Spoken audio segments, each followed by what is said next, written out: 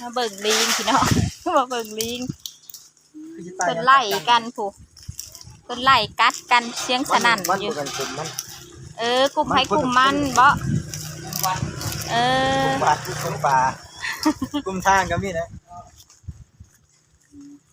วันนี้ไปใส่ได้กันมันเบิดในมือนะเอามันกินแม่นวะเอายืนจะมาเลิกเป็นแพร่ให้ดูมาเบิ่งลิงพี่น้องมาเบิ่งลิงเอ้าคุณขึ้นก็คุณอะไรกับผูก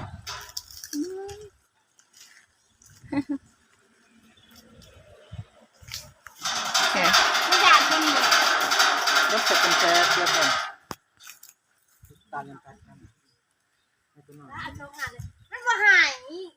ตัวกินขากใส่เนาะเฮ้ยเมื่อในเพิ่นนั่งกินกระบ่อยเอ้ยกินขากอลีผู้ญาติหมู่ญาติแล้วเนาะญาติหมู่ญาติกินไว้อ้าวกินไว้ญาติหมู่ญาติค่ะในเรื่อง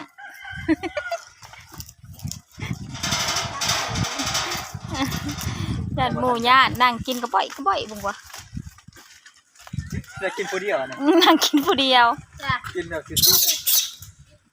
เอาไปเลย